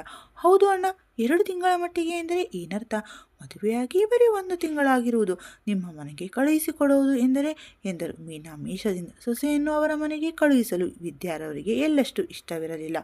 ಅಮ್ಮ, ಅದು ಸರಿತಾ ಬಾತ್ರೂಮ್ನಲ್ಲಿ ಬಿದ್ದು ಕಾಲು ಮುರಿದುಕೊಂಡಿದ್ದಾಳೆ. ಆಪರೇಷನ್ ಮಾಡಿ ರಾಡ್ ಹಾಕಿದ್ದಾರೆ. ಅದಕ್ಕೆ ಅವಳು ಹುಷಾರಾಗುವವರೆಗೂ ಅವಳನ್ನು ನೋಡಿಕೊಳ್ಳುವುದಕ್ಕೆ ಮಧುನ ಕರೆದುಕೊಂಡು ಹೋಗಲು ಬಂದಿದ್ದೇನೆ ಎಂದು ತಲೆ ಬಗ್ಗಿಸಿದರು. ಏನು ಹೇಳುತ್ತಿದ್ದೀಯಾ ವೀರು? ಈಗ ಹೇಗಿದ್ದಾರೆ ಸರಿತಾ? ಇಷ್ಟು ದಿನ ಯಾಕೆ ತಿಳಿಸಲಿಲ್ಲ? ಆತಂಕದಿಂದ ಕೇಳಿದರು ಸತ್ಯಪ್ರಕಾಶ್. ನಮ್ಮ ಮನೆ ಸಮಸ್ಯೆ ಹೇಗೆ ಹೇಳೋದು ಎಂದು ಸುಮ್ಮನಾದೆ ಕಾರ್ತಿಕ್. ಇವತ್ತು ಸರಿತಾನ ಹಾಸ್ಪಿಟಲ್ನಿಂದ ಡಿಸ್ಚಾರ್ಜ್ ಮಾಡಿ ಕರೆದುಕೊಂಡು ಬರುತ್ತಾನೆ. ಮುಂದೆ ಸರಿತಾನ ನೋಡಿಕೊಳ್ಳೋಕೆ ಮಧು ಬೇಕೇ ಬೇಕು, ಅಸಹಾಯಕತೆಯಿಂದ ನುಡಿದರು. ಕಣ್ಣಿಗೆ ಕಂಡವರಿಗೆಲ್ಲ ಮಧು ದೊಡ್ಡಪ್ಪನ ಪರಿವಾರವನ್ನು ಅವಲಂಬಿಸಿದಂತೆ ಕಾಣಿಸಿದರು. ನಿರಜ್ಜಕ್ಕೂ ವೀರಭದ್ರನವರ ತುಂಬು ಪರಿವಾರ ಅವಳನ್ನು ಅವಲಂಬಿಸಿತ್ತು. ಯಾಕೆ ಬರಬೇಕು ಎಂದು ಕೋಪದಿಂದ ಬಿರುಸಾಗಿ ಕೇಳಿದರು ಸುಶೀಲ. ಅವರಿಗೂ ಅಷ್ಟೇ, ಮಧುನ ತವರಿಗೆ ಕಳುಹಿಸಲು ಇಷ್ಟವಿರಲಿಲ್ಲ. ಪೆಚ್ಚಾಗಿ ನಕ್ಕಿ, ಅಮ್ಮ, ನಮ್ಮ ಸೊಸೆ ನೋಡಿಕೊಳ್ಳುವುದಾಗಿದ್ದರೆ ನಾನ್ಯಾಕೆ ಮಧುನ ಕರೆದುಕೊಂಡು ಹೋಗಲು ಬರುತ್ತಿದ್ದೆ ಹೇಳಿ? ಅತ್ತೆಗೆ ಸೇವೆ ಮಾಡಬೇಕಾಗುತ್ತದೆ ಎಂದು ವಾರದಿಂದ ಕೆಲಸಕ್ಕೆ ಹೋಗುತ್ತಿದ್ದಾಳೆ ವಿನುತಾ. ಅವಳು ಸರಿತಾನ ನೋಡಿಕೊಳ್ಳುವುದು ದೂರದ ಮಾತು ಎಂದು ಕಿಟಕಿಯಾಚೆ ಶೂನ್ಯ ನೋಟವಿಟ್ಟು ವಿಷಾದದಿಂದ ಹೇಳಿದರು ವೀರಭದ್ರ. ವೀರು, ನೀನು ಕೇಳಬೇಕೇನೋ? ಕಳುಹಿಸಿಕೊಡೋಣ ಬಿಡು. ಮಧು ಹೋಗಿ ನಿನ್ನ ಬಟ್ಟೆ ಜೋಡಿಸಿಕೊ. ವಿದ್ಯಾ ಏನು ನೋಡುತ್ತಿದ್ದೀಯಾ, ಹೋಗಿ ಅಡುಗೆ ಮಾಡು ಎಂದು ತಮ್ಮ ಪತಿಯ ಕಡೆ ನೋಡಿದರು. ಸರಿ ರೀ ಎಂದು ಅಡುಗೆ ಮನೆ ಹೊರಟರು. ಸತ್ಯ ಎಲ್ಲಿ, ಸೂರ್ಯ ಕಾಣುತ್ತಿಲ್ಲ ಎಂದು ಮನೆಯ ಸುತ್ತ ನೋಡಿದರು. ಅವನು ಮನೆಯಲ್ಲಿ ಇಲ್ಲ, ವೀರು ಆಸ್ಪತ್ರೆಗೆ ಹೋಗಿದ್ದಾನೆ ಎಂದರು ಬೇಸರದಿಂದ. ಸತ್ಯಪ್ರಕಾಶ್ ಇವತ್ತು ಭಾನುವಾರವಲ್ವಾ, ರಜೆ ಇಲ್ವಾ ಎಂದರು ಪ್ರಶ್ನಿಸಿದರು. ಇವತ್ತು ಯಾವುದೋ ಎಮರ್ಜೆನ್ಸಿ ಆಪರೇಷನ್ ಇದೆ ಎಂದು ಹೋದ. ಇರಲಿ, ಅಂಕಿತಾ ಹೇಗಿದ್ದಾಳೆ ಎಂದು ತಿಳಿತಾ ಎಂದು ಗೆಳೆಯನ ಕಳೆಗುಂದಿದ ಮುಖವನ್ನು ನೋಡಿ ಕೇಳಿದರು ಸತ್ಯಪ್ರಕಾಶ್. ಇಲ್ಲ ಸತ್ಯ, ಅವಳು ಫೋನ್ ತೆಗೆಯುತ್ತಿಲ್ಲ, 1 ತಿಂಗಳಿನಿಂದ ಸ್ವಿಚ್ ಆಫ್ ಬರುತ್ತಿದೆ, ಪೊಲೀಸ್ ಕಂಪ್ಲೇಂಟ್ ಕೊಟ್ಟಿದ್ದೀನಿ ಎಂದು ಕೇವಲವಾಗಿ ನಕ್ಕ ಗೆಳೆಯನನ್ನು ನೋಡಿ ಸುಮ್ಮನಾದರು ಸತ್ಯಪ್ರಕಾಶ್. ಅತ್ತಿಗೆ ಹೋಗಲೇಬೇಕಾ, ನಾನು ಬರೋದಿಲ್ಲ ಎಂದು ಹೇಳಬಾರದ ಎಂದು ಸಭೆ ಮುಖದಿಂದ ಕೇಳಿದಳು ಅನು. ಗೆಳತಿಯಂತೆ ಇದ್ದ ಅತ್ತಿಗೆಯನ್ನ ಕಳುಹಿಸಲು ಅವಳಿಗೆ ಇಷ್ಟವಿರಲಿಲ್ಲ. ಹೋಗಲೇಬೇಕು ಅನು, ಪಾಪ ದೊಡ್ಡಮ್ಮ ಎಂದರು.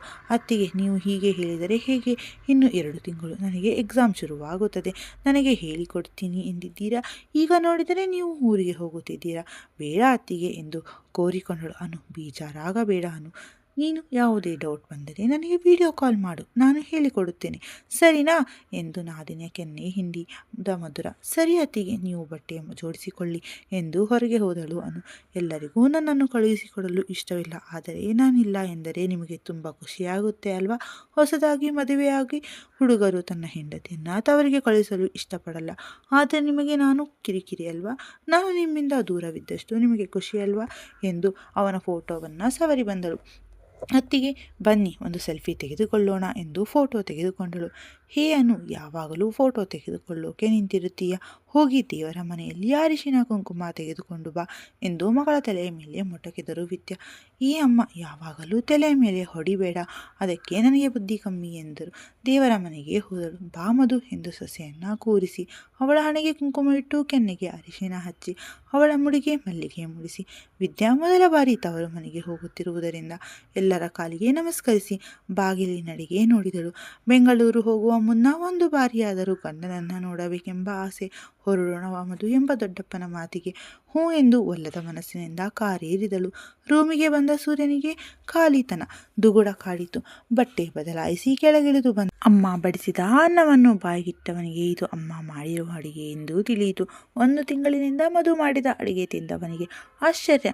ಯಾಕೆ ಇವತ್ತು ಇವಳು ಅಡಿಗೆ ಮಾಡಿಲ್ಲ, ಬಂದಾಗಿಂದ ನೋಡ್ತಾ ಇದ್ದೀನಿ, ಅವಳೆಲ್ಲೂ ಕಾಣುತ್ತಿಲ್ಲವೆಂದು ಅಡುಗೆ ಮನೆ ಕಡೆ ಇಣುಕಿ ನೋಡಿದ. ಅಲ್ಲೂ ಕಾಣಲಿಲ್ಲ. ಅಣ್ಣ ಅತ್ತಿಗೆಯನ್ನು ಹುಡುಕುತ್ತಿರುವುದನ್ನು ನೋಡಿ ಸುಮ್ಮನೆ ನಗುತ್ತಾ ಊಟ ಮಾಡುತ್ತಿದ್ದಳು ಅನು. ಬೇಗ ಊಟ ಮುಗಿಸಿ ರೂಮಿಗೆ ಬಂದ. ಮಲಗಲು ಬಂದೇ ಬರುತ್ತಾಳೆ, ಆಗ ನೋಡೋಣ ಎಂದು ಹಾಸಿಗೆ ಮೇಲುಳಿದ. ಗಂಟೆ 11 ಬಾರದವಳನ್ನು ನೋಡಿ ಯಾಕೆ ಇವಳು ಬಂದಿಲ್ಲ ಎಂದು ತನ್ನ ತಂಗಿಯ ರೂಮ್ಗೆ ಬಂದ. ಇನ್ಸ್ಟಾಗ್ರಾಮ್ನಲ್ಲಿ ಬಟ್ಟೆ ಮತ್ತು ಒಡವೆಗಳನ್ನು ನೋಡುತ್ತಿದ್ದವಳು. ಅಣ್ಣ ಬಂದಿದ್ದನ್ನು ನೋಡಿ ಮೊಬೈಲ್ ದಿಮ್ಮಿನ ಕೆಳಗೆ ಇಟ್ಟು ಬುಕ್ ಹಿಡಿದು ಕೂತಳು. ಏನಣ್ಣ, ನನ್ನ ರೂಮಿನವರೆಗೂ ಬಂದು ಬಿಟ್ಟಿದ್ದೀಯಾ, ಏನು ಸಮಾಚಾರ ಎಂದು ಅಣ್ಣ ಏನು ಕೇಳಲು ಬಂದಿದ್ದಾನೆ ಎಂದು ಕೇಳಿದಳು. ಏನಿಲ್ಲ ಅನು, ನಿದ್ದೆ ಬರಲಿಲ್ಲ, ಹಾಗೆ ಕೆಳಗಡೆ ಬಂದೆ. ನಿನ್ನ ರೂಮ್ನಲ್ಲಿ ಲೈಟ್ ಆನ್ ಆಗಿತ್ತಲ್ಲ, ಅದಕ್ಕೆ ನನ್ನ ತಂಗಿ ನಿದ್ದೆಗೆಟ್ಟು ಓದುತ್ತಿದ್ದಾಳೆ, ಅವಳಿಗೆ ಟೀನೋ ಕಾಫಿನೋ ಮಾಡಿಕೊಡಲ್ಲ ಎಂದು ಕೇಳೋಣ ಎಂದು ಬಂದೆ ಎಂದು ತಂಗಿಯನ್ನ ತಲೆ ಸವರಿದ. ಹಾ 1 ಲೋಟ ನೀರು ಕೊಡು ಎಂದರೂ ಕೊಡದವನು ನನಗೆ ಕಾಫಿನೋ ಟೀನೋ ಮಾಡುತ್ತಾನಂತೆ. ಅತ್ತಿಗೆ ನನ್ನ ರೂಮ್ನಲ್ಲಿ ಇದ್ದಾರೇನೋ ಎಂದು ಮನಸ್ಸಿನಲ್ಲಿ ಹೇಳಿಕೊಂಡಳು. ಏನು ಬೇಡ ಅಣ್ಣ ಎಂದು ಮುಸಿ ನಗುತ್ತಾ ಬುಕ್ ನೋಡಿದಳು. ಎಲ್ಲಿ ಹೋದಳು ಮಧು, ಯಾರೂ ಕೂಡ ನನ್ನ ಜೊತೆ ಸರಿಯಾಗಿ ಮಾತನಾಡುತ್ತಿಲ್ಲ ಎಂದು ತಂಗಿಯ ಭುಜ ಬಳಸಿ ಏನಾದರೂ ಡೌಟ್ ಇದ್ದರೆ ಕೇಳು, ಹೇಳಿಕೊಡುತ್ತೇನೆ ಎಂದು ರೂಮಿನ ಸುತ್ತಲೂ ಕಣ್ಣಾಡಿಸುತ್ತಾ ಕೇಳಿದ. ಅಣ್ಣ, ನೀನು ಯಾವಾಗ ಡಾಕ್ಟರ್ ವೃತ್ತಿಯಿಂದ ಲೆಕ್ಚರ್ ವೃತ್ತಿಗಿಳಿದೆ, ಅದರಲ್ಲೂ ಅಕೌಂಟ್ಸ್ ಹೇಳಿಕೊಡುತ್ತೀಯಾ ಎಂದು ಜೋರಾಗಿ ನಕ್ಕಳು. ಅವಳ ನಗುವಿಗೆ ತಾನು ಏನು ಹೇಳಿದೆ ಎಂದು ಯೋಚಿಸಿದನು. ಹೇ ಕಪಿ, ನಾನು ಅಕೌಂಟ್ಸ್ ಹೇಳಿಕೊಡುವುದಕ್ಕಾಗುತ್ತೆ, ನಾನು ಯಾವಾಗ ಹೇಳಿದೆ ನಿನಗೆ ಹೇಳಿಕೊಡುತ್ತೇನೆ ಎಂದು ತಂಗಿಯ ತಲೆಯ ಮೇಲೆ ಮೊಟಕಿದ. ಅಣ್ಣ ಎಂದು ತನ್ನ ಸೊಂಟದ ಮೇಲೆ ಕೈ ಇಟ್ಟುಕೊಂಡು ಅವನನ್ನು ಉರಿಗಣ್ಣಿನಿಂದ ನೋಡಿದಳು. ಎಷ್ಟು ಸರ್ತಿ ಹೇಳಿದ್ದೀನಿ ನನ್ನ ತಲೆಗೆ ಹೊಡೆಯಬೇಡ ಎಂದು, ಆದರೂ ಎಲ್ಲರೂ ನನ್ನ ತಲೆ ಮೇಲೆ ಹೊಡೆಯುತ್ತೀರ, ಅದಕ್ಕೆ ನನಗೆ ಎಷ್ಟು ಓದಿದರೂ ತಲೆಗೆ ಹೋಗಲ್ಲ. ಹೇ ಕೋತಿ, ಅಕೌಂಟ್ಸ್ ಓದೋದೆಲ್ಲ ಪ್ರಾಕ್ಟಿಕಲ್ ಸಬ್ಜೆಕ್ಟ್, ಕೂತು ಪ್ರಾಕ್ಟೀಸ್ ಮಾಡು ಎಂದು ಮತ್ತೆ ಅವಳ ತಲೆಯ ಮೇಲೆ ಮೊಟಕಿದ. ಹೇ, ಎಷ್ಟು ಸರ್ತಿ ಹೇಳೋದು ನಿನಗೆ ನನ್ನ ಕೋತಿ ಎನ್ನಬೇಡ ಎಂದು. ಆಯುಸ್ಸು ಕಮ್ಮಿ ಆಗುತ್ತೆ. ನನ್ನ ಜೀವನದಲ್ಲಿ ತುಂಬ ಆಸೆ ಇದೆ. ಮದುವೆ ಆಗಬೇಕು, 2 ಮಕ್ಕಳಿಗೆ ತಾಯಿ ಆಗಬೇಕು ಎಂದು ಎದ್ದಳು ಅನು ಮುಖ ಉದಿಸಿಕೊಂಡು. ನನಗೆ ಇಷ್ಟು ಬೇಗ ಮದುವೆ ಮಾಡುವವರು ಯಾರು? PhD ಮಾಡಿಸುವವರೆಗೂ ಮದುವೆ ಅಂತೂ ಮಾಡಲ್ಲ. ಸರಿ, ಅವಳೆಲ್ಲಿ ಎಂದು ಮತ್ತೊಮ್ಮೆ ರೂಮ್ ಸುತ್ತ ನೋಡಿದ. ಅಣ್ಣ ಯಾರನ್ನ ಕೇಳುತ್ತಿದ್ದಾರೆ ಎಂದು ತಿಳಿದನು. ಅವನನ್ನು ಕಾಡಿಸುವ ಮನಸ್ಸಾಯಿತು. ಯಾರಣ್ಣ? ಅವಳು ಎಂದರೆ ಸಿಂಚನನ. ಅವಳು ಮನೆಗೆ ಬಂದಿಲ್ಲ. ಬಂದರೂ ಅವಳನ್ನು ರೂಮಿನೊಳಗೆ ಬಿಟ್ಟುಕೊಳ್ಳಲ್ಲ ಎಂದಳು ನಗುತ್ತಾ. ಹೇತು, ಸಿಂಚನ ಅಲ್ಲ ಅವಳು ಎಂದು ಎತ್ತಲು ನೋಡುತ್ತಾ. ಆಹಾ, ಕಳ್ಳ ಮಧು ಎಂದು ಕೇಳೋದಕ್ಕೆ ಕೊಬ್ಬು ಇವನಿಗೆ. ಅವಳು ಎನ್ನುತ್ತಾನೆ. ಇರು, ನಿನಗೆ ಇದೆ ಇವಾಗ. ಅವಳು ಎಂದರೆ ಯಾರು ಅಣ್ಣ? ಯಾರನ್ನು ಕರೆದುಕೊಂಡು ಬಂದಿದ್ದೀಯಾ ಎಂದು ಬಾಯಿಯ ಮೇಲೆ ಕೈ ಇಟ್ಟು. ಇರು, ಅಪ್ಪನಿಗೆ ಹೇಳುತ್ತೇನೆ ಎಂದು ತೋರುಬೆರಳು ತೋರಿಸುತ್ತಾ ರೂಮಿನಿಂದ ಹೊರಗೆ ಹೋಗುವವಳನ್ನ ಕೈ ಹಿಡಿದು, ಬಾಯಿ ಮುಚ್ಚೆ, ಅದೆಷ್ಟು ಮಾತನಾಡುತ್ತೀಯಾ ಎಂದು ಅವಳನ್ನು ಮಂಚದ ಮೇಲೆ ಕೂರಿಸಿ, ಅವಳು ಎಂದರೆ ಮಧು, ನಿನ್ನ ಅತ್ತಿಗೆ ಎಂದು ತಂಗಿಯ ಪಕ್ಕ ಕುಳಿತು ನುಡಿದ. ನಿನ್ನ ಅತ್ತಿಗೆ ಎಂದು ಹೇಳುವ ಬದಲು ನನ್ನ ಹೆಂಡತಿ ಎನ್ನಬಾರದಾ? ಅವರು ಮನೆಯಲ್ಲಿಲ್ಲ ಎಂದು ಮತ್ತೊಮ್ಮೆ ಬುಕ್ಕಿಳಿದು ಕುಳಿತಳು. ಮನೆಯಲ್ಲಿಲ್ಲ ಎಂದರೆ ಎಲ್ಲಿಗೆ ಹೋಗಿದ್ದಾಳೆ ಎಂದು ಪ್ರಶ್ನಾರ್ಥಕವಾಗಿ ನೋಡಿದ. ಅವರ ತವರು ಮನೆಗೆ ಹೋಗಿದ್ದಾರೆ. ಅವರ ದೊಡ್ಡಮ್ಮನಿಗೆ ಕಾಲು ಆಪರೇಷನ್ ಮಾಡಿದ್ದಾರಂತೆ. ಅವರನ್ನು ನೋಡಿಕೊಳ್ಳಲು ಅತ್ತಿಗೆನ ಅವರ ದೊಡ್ಡಪ್ಪ ಕರೆದುಕೊಂಡು ಹೋಗಿದ್ದಾರೆ. ಹೌದಾ, ಸರಿ ಬಿಡು ಎಂದು ಹೊರಡುತ್ತಿದ್ದನ್ನು ನೋಡಿ ಅಣ್ಣ ಎಂದಳು ಅನು. ಏನು ಅನು ಎಂದು ಹಿಂತಿರುಗಿ ಅತ್ತಿಗೆನ ಅರ್ಥ ಮಾಡಿಕೊಂಡು ಅವರ ಜೊತೆ ಸುಖವಾಗಿ ಸಂಸಾರ ಮಾಡು. ಅತ್ತಿಗೆ ತುಂಬ ಒಳ್ಳೆಯವರು ಎಂದು ಹೇಳಬೇಕೆಂದುಕೊಂಡರು. ನಾನು ಈ ವಿಷಯ ಮಾತನಾಡಲು ಚಿಕ್ಕವಳು ಎಂಬ ಭಾವ ಕಾಡಿತ್ತು. ಅನು ಎಂದು ಭುಜವಿಡಿದು ಅಣ್ಣನನ್ನು ನೋಡಿ, ಏನೂ ಇಲ್ಲ, ಗುಡ್ ನೈಟ್ ಎಂದು ಅವನನ್ನು ತಬ್ಬಿಕೊಂಡಳು. ಸರಿ, ಮಲಗಿಕೋ ಎಂದು ದಿಮ್ಮಿನ ಕೆಳಗಿದ್ದ ಮೊಬೈಲ್ ತೆಗೆದು, ಮೊಬೈಲ್ ನೋಡಿದ್ದು ಸಾಕು, ಮಲಗು, ಗಂಟೆ 12 ಆಯಿತು ಎಂದು ತಂಗಿಯ ಕೆನ್ನೆ ಹಿಂಡಿದ. ನಾನು ಮೊಬೈಲ್ ನೋಡುತ್ತಿದ್ದೆ ಎಂದು ನಿನಗೆ ಹೇಗೆ ತಿಳಿಯಿತು ಎಂದು ಅವನನ್ನು ನೋಡಿದಳು. ನಮ್ಮ ಮನೆ ದೇವರ ಸತ್ಯ ನಮಗೆ ತಿಳಿಯಲ್ವಾ? ಸರಿ, ಮಲಗು ಎಂದು ತನ್ನ ರೂಮಿಗೆ ಬಂದ. ದೊಡ್ಡಪ್ಪನ ಮನೆಗೆ ಬಂದು 1 ತಿಂಗಳಾಗುತ್ತಾ ಬಂತು. ಮದುವೆಗೆ ಪುರುಷೊತ್ತಿರಲಿಲ್ಲ. ಬೆಳಗ್ಗೆ 5ಕ್ಕೆ ಎದ್ದರೆ ಮಲಗೋದು ರಾತ್ರಿ 11ಕ್ಕೆ. ದಿನದ ಮುಕ್ಕಾಲು ಭಾಗ ದೊಡ್ಡಮ್ಮನ ಸೇವೆ ಮಾಡುವುದರಲ್ಲೇ ಕಳೆದು ಹೋಗುತ್ತಿತ್ತು. ಸರಿತಾರಂತೂ ಪ್ರತಿಯೊಂದಕ್ಕೂ ಮಧುವನ್ನೇ ಆಶ್ರಯಿಸಿದ್ದರು. ಎದ್ದು ಓಡಾಡಲಾಗದ ಸರಿತಾರಿಗೆ ಎಲ್ಲ ಕೆಲಸಕ್ಕೂ ಮಧು ಬೇಕೇ ಬೇಕಾಗಿತ್ತು. ತನ್ನ ತಲೆ ಬಾಚುತ್ತಿದ್ದ ಮಧುಳ ಕೈ ಹಿಡಿದು ಹಾಸಿಗೆಯ ಮೇಲೆ ಕುಳಿತುಕೊಳ್ಳಲು ಹೇಳಿದರು ಸರಿತಾ. ಮಧು, ಯಾಕೆ? ನಾನು ನೋಡುತ್ತಾ ಇದ್ದೀನಿ, ದಿನ ಇಷ್ಟೊಂದು ಸೊರಗುತ್ತಿದ್ದೀಯಾ? ಸರಿಯಾಗಿ ಊಟ ಮಾಡುತ್ತಿದ್ದೀಯಾ ತಾನೆ ಎಂದು 6 ವರ್ಷದ ನಂತರ ಕಾಳಜಿಯಿಂದ ಕೇಳಿದರು. ಹ್ಞೂ ದೊಡ್ಡಮ್ಮ, ಯಾಕೆ ಎಂದು ಅವರ ಮುಂದೆ ಕುಳಿತಳು. ಅವಳ ಕೈ ಹಿಡಿದು ಕಣ್ಣಿಗೆ ಒತ್ತಿಕೊಂಡು, ನನ್ನನ್ನು ಕ್ಷಮಿಸಿಬಿಡು ಮಧು. ಎಷ್ಟೋ ರಾತ್ರಿ ನಿನಗೆ ಸರಿಯಾಗಿ ಊಟ ಹಾಕಿಲ್ಲ. ದಿನಪೂರ್ತಿ ಕತ್ತೆ ಥರ ಕೆಲಸ ಮಾಡಿಸಿಕೊಳ್ಳುತ್ತಿದ್ದೆ. ಅದೆಷ್ಟೋ ಸರ್ತಿ ನಿನ್ನ ಕಾಲ್ಗುಣ ಸರಿಯಿಲ್ಲ ಎಂದು ನಿಂದಿಸಿದ್ದೀನಿ. ನಿನ್ನ ಖರ್ಚಿಗೆ ಎಂದು ನಿನ್ನ ದೊಡ್ಡಪ್ಪ ದುಡ್ಡು ಕೊಟ್ಟರೆ ನಿನಗೆ ಕೊಡದೆ ಕಿತ್ತುಕೊಳ್ಳುತ್ತಿದ್ದೆ. ಕಿತ್ತೋಗಿರೋ ಚಪ್ಪಲಿಯನ್ನೇ ವರ್ಷ ಪೂರ್ತಿ ಹಾಕುವಂತೆ ಮಾಡಿದ್ದೀನಿ. ಪ್ರತಿಯೊಂದು ಕೆಲಸದಲ್ಲಿಯೂ ನಿನಗೆ ಕೊಂಕು ಹುಡುಕಿ ಹೀಯಾಳಿಸಿ ಮಾತನಾಡಿದ್ದೀನಿ. ಬಿಟ್ಟಿ ತಿನ್ನೋಕೆ ಬಂದು ಬಿಡಲ್ಲ ಎಂದು ನಿನ್ನ ಸಂಬಳದ ಮುಕ್ಕಾಲು ಭಾಗ ದುಡ್ಡನ್ನು ನಾನೇ ಕಿತ್ತುಕೊಳ್ಳುತ್ತಿದ್ದೆ. ಅಂಕಿತಾಗೆ 2-3 ಸಾವಿರದ ಬಟ್ಟೆ ತಂದು ಕೊಟ್ಟೆ. ನಿನಗೆ 500 ರೂಪಾಯಿ ಬಟ್ಟೆ ತಂದು ಕೊಡುತ್ತಿದ್ದೆ. ಆ ವೈಷ್ಣವಿಯ ಹೆಸರು ಹೇಳಿಕೊಂಡು ಯಾರ ಹಿಂದೆ ಸುತ್ತಾಡೋಕೆ ಹೋಗಿದ್ದೆ ಎಂದು ಅದೆಷ್ಟೋ ಬಾರಿ ನಿನ್ನ ನಡತೆಯ ಬಗ್ಗೆ ಮಾತನಾಡಿ ನೋಯಿಸಿದ್ದೀನಿ. ಇಷ್ಟೆಲ್ಲ ಹಂಗಿಸಿ ಹೀಯಾಳಿಸಿ ನೋಯಿಸಿದರೂ ನನ್ನ ಕಂಡರೆ ನಿನಗೆ ಒಂದಿಷ್ಟು ಕೋಪವಿಲ್ವಾ? ನಿನ್ನ ಬಿಸಿಯುಸಿರು ನನಗೆ ತಟ್ಟಿತು ಕಣೆ. ಅದಕ್ಕೆ ಆ ದೇವರು ನನಗೆ ಸರಿಯಾದ ಶಿಕ್ಷೆ ಕೊಟ್ಟಿದ್ದಾನೆ. ಮಗ ಹೇಗಿದ್ದೀಯಾ ಎಂದು ಒಂದು ಮಾತು ಕೇಳಲ್ಲ. ಇನ್ನು ಸೊಸೆ ನನ್ನ ಕಡೆ ತಿರುಗಿಯೂ ನೋಡಲ್ಲ. ಮತ್ತೆ ನನ್ನ ಮಗಳು ಯಾರನ್ನು ಮದುವೆಯಾದಳು, ಎಲ್ಲಿದ್ದಾಳು ಒಂದೂ ತಿಳಿತಿಲ್ಲ ಎಂದು ಅವಳ ಕೈ ಹಿಡಿದು ಕೇಳಿದವರ ಕಣ್ಣಿನಿಂದ ಕೆಳಗಿಳಿದವು ಕಣ್ಣೀರು. ನಮ್ಮ ಸ್ವಂತ ಮಕ್ಕಳೇ ನಮಗಾಗಲ್ಲ. ಆದರೂ ನೀನು ಒಂದಿಷ್ಟು ಬೇಸರಿಸದೆ ನನ್ನ ಸೇವೆ ಮಾಡುತ್ತಿದ್ದೀಯಾ ಎಂದು ಗಳಗಳನೆ ಅತ್ತು ಬಿಟ್ಟರು ಸರಿತಾ. ದೊಡ್ಡಮ್ಮ, ಅಳುತ್ತಿದ್ದೀರಾ ಎಂದು ಅವರ ಕಣ್ಣೊರೆಸಿ, ನಾನು ಯಾಕೆ ದೊಡ್ಡಮ್ಮ ನಿಮ್ಮ ಮೇಲೆ ಕೋಪ ಮಾಡಿಕೊಳ್ಳಲಿ? ನಿಮ್ಮ ಜಾಗದಲ್ಲಿ ಯಾರೇ ಇದ್ದಿದ್ದರೂ ಹೀಗೆ ಮಾಡೋರು. ಯಾರೂ ಇಲ್ಲದೆ ಇರೋ ನನಗೆ ನೀವು ಆಶ್ರಯ ಕೊಟ್ಟವರು. ನಮ್ಮ ಅಮ್ಮನೂ ಇದೇ ರೀತಿ ಹಾಸಿಗೆ ಹಿಡಿದಿದ್ದರೆ ನಾನೇ ಸೇವೆ ಮಾಡುತ್ತಿರಲಿಲ್ಲವೇ? ನೀವು ನೊಂದುಕೊಳ್ಳಬೇಡಿ. ನಿನಗೆ ಕೋಪನೇ ಬರೋದಿಲ್ವಾ ಮಧು ಎಂದು ಅವಳ ತಲೆ ಸವರಿದ ಸರಿತಾ. ಅವರ ಕೈ ಹಿಡಿದು ನಯವಾಗಿ ಸವರುತ್ತಾ, ನಾನು ಮನುಷ್ಯಳೇ ದೊಡ್ಡಮ್ಮ, ನನಗೂ ಕೋಪ ಬರುತ್ತೆ. ಆದರೆ ಆ ಕೋಪವೆಲ್ಲ ನಿಮ್ಮ ಮೇಲೆ ಅಲ್ಲ, ನನಗೆ ಜನ್ಮ ಕೊಟ್ಟ ಅಪ್ಪನ ಮೇಲೆ. ನನ್ನ ಹುಟ್ಟಿಸಿ ನನ್ನ ಜವಾಬ್ದಾರಿ ತೆಗೆದುಕೊಳ್ಳದೆ ನನ್ನ ಅನಾಥೆ ಮಾಡಿ ಹೊರಟು ಹೋದರಲ್ಲ ಎಂದು ಅವರ ಮೇಲಷ್ಟೇ ನನ್ನ ಕೋಪ ಎಂದು ನೋವಿನಲ್ಲಿಯೂ ನಕ್ಕ ಅವಳನ್ನು ನೋಡಿ. ಮಧು, ಸೂರ್ಯ ಫೋನ್ ಮಾಡಿದ್ದನ? ನಾನು ನೋಡುತ್ತಾನೇ ಇದ್ದೀನಿ, ಒಂದು ಫೋನ್ ಮಾಡಿಲ್ಲ. ಅವನು ನೀನಾದರೂ ಅವನಿಗೆ ಫೋನ್ ಮಾಡಬಾರದಾ? ಅವಳ ಕೈಯನ್ನು ತಾವು ಸವರಿದರು. ಮಾಡಿದ್ದರು ದೊಡ್ಡಮ್ಮ ನಿನ್ನೆ ರಾತ್ರಿ ಎಂದು ಮಾತು ತೇಲಿಸಿದಳು ಮಧು. ಸರಿತಾಳಿಗೆ ಅದು ಸುಳ್ಳು, ಅವಳು ಸುಳ್ಳು ಹೇಳುತ್ತಿದ್ದಾಳೆ ಎಂದು ತಿಳಿದು ಹೋಯಿತು. ಮಧು, ನಿಜ ಹೇಳು, ನಿಮ್ಮಿಬ್ಬರ ಸಂಬಂಧ ಹೇಗಿದೆ? ನಾನು ನೋಡುತ್ತಾನೇ ಇದ್ದೀನಿ. ಆಕಾಶನೇ ತಲೆ ಮೇಲೆ ಬಿದ್ದವಳಂತೆ ಏನೋ ಯೋಚಿಸುತ್ತಿರುತ್ತೀಯ. ನಿಮ್ಮ ದೊಡ್ಡಪ್ಪನ ಮಾತಿಗೆ ಕಟ್ಟು ಬೀಳಬಾರದಿತ್ತು ಕಣೆ ನೀನು. ವಿದ್ಯಾ ನಿನ್ನ ಚೆನ್ನಾಗಿ ನೋಡಿಕೊಳ್ಳುತ್ತಾಳಾ? ಹೇಳು ಮಧು, ಏನೇ ಇದ್ದರೂ ನನ್ನ ಹತ್ತಿರ ಹೇಳಿಕೊ.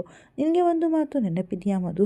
ಮೊದಲ ಬಾರಿಗೆ ನೀನು ನಮ್ಮ ಮನೆಗೆ ಬಂದಾಗ ನನ್ನನ್ನು ನಿನ್ನ ಅಮ್ಮ ಎಂದಿಕೋ ಎಂದಿದ್ದೆ. ಈಗಲೂ ಅಷ್ಟೇ, ನೀನು ನನ್ನ ಅಮ್ಮ ಎಂದುಕೊಂಡೇ ಹೇಳು. ನಿಜವಾಗಲೂ ನಿನ್ನ ಮತ್ತು ಸೂರ್ಯನ ಮಧ್ಯೆ ಸಂಬಂಧ ಹೇಗಿದೆ ಎಂದರು. ಅವಳ ಮಾತಿಗೆ ಕಂಗಳು ತುಂಬಿ ಬಂತು. ಮೊದಲ ಬಾರಿ ದೊಡ್ಡಮ್ಮನ ಅಕ್ಕರೆ. ಯಾಕೋ ಅವರ ಬಳಿ ಎಲ್ಲವನ್ನೂ ಹೇಳಿಕೊಳ್ಳಬೇಕೆನಿಸಿತು. ದೊಡ್ಡಮ್ಮ ಅದು ಎನ್ನುವಾಗಲೇ, ಮಧು, ಒಂದು ಲೋಟ ನೀರು ಕೊಡು ಎಂಬ ದೊಡ್ಡಪ್ಪನ ಸ್ವರಕ್ಕೆ ಬಂದೆ ದೊಡ್ಡಪ್ಪ ಎಂದು ಹೊರಗೆ ಹೊರಟಳು. ಮಧು ಮೊದಲಿಂದನೂ ಅಷ್ಟೇ, ನನ್ನ ಹತ್ತಿರ ಎಷ್ಟು ಬೇಕೋ ಅಷ್ಟೇ ಮಾತು. ಅವರ ದೊಡ್ಡಪ್ಪನ ಬಳಿ ಮಾತನಾಡುವಷ್ಟು ನನ್ನ ಬಳಿ ಮಾತನಾಡುವುದಿಲ್ಲ ಎಂದುಕೊಂಡು ಸುಮ್ಮನಾದರೂ ಸರಿತಾ. ದೊಡ್ಡಪ್ಪ ತಗೊಳ್ಳಿ ಎಂದು ನೀರಿನ ಲೋಟ ಅವರ ಮುಂದಿಟ್ಟಳು. ನೀರನ್ನು ಕುಡಿದು ತಲೆಯ ಮೇಲೆ ಕೈ ಹೊತ್ತು ಕುಳಿತಿದ್ದ ವೀರಭದ್ರಯ್ಯನವರನ್ನು ನೋಡಿ ದೊಡ್ಡಪ್ಪ ಎಂದಳು.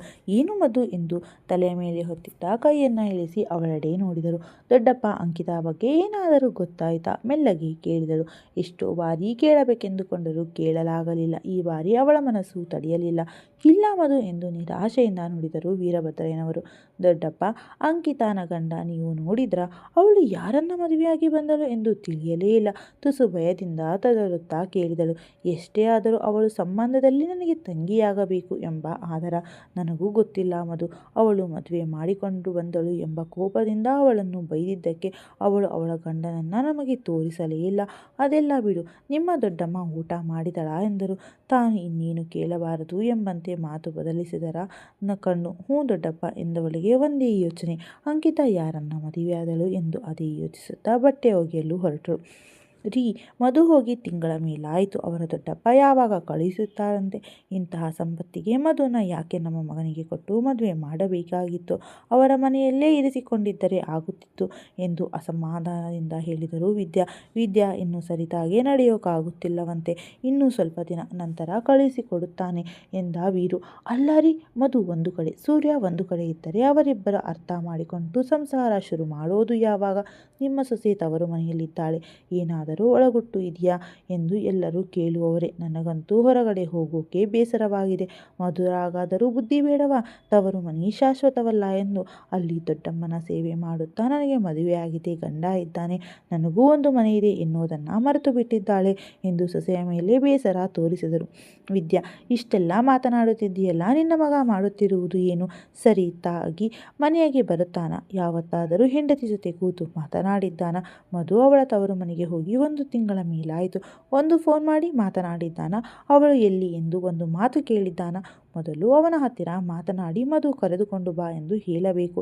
ಇವತ್ತು ಎಷ್ಟೊತ್ತಿಗಾದರೂ ಬರಲಿ, ಅವನ ಜೊತೆ ಮಾತನಾಡಲೇಬೇಕು ಎಂದರು. ಹೌದು ರೀ, ಮೊದಲು ಅವನ ಹತ್ತಿರ ಮಾತನಾಡಿ. ಹೀಗೆ ಬಿಟ್ಟರೆ ನನಗೆ ಮದುವೆಯಾಗಿದೆ, ಹೆಂಡತಿ ಇದ್ದಾಳೆ ಎಂದು ಮರೆತು ಬಿಡುತ್ತಾನೆ ಎಂದರು ವಿದ್ಯಾ.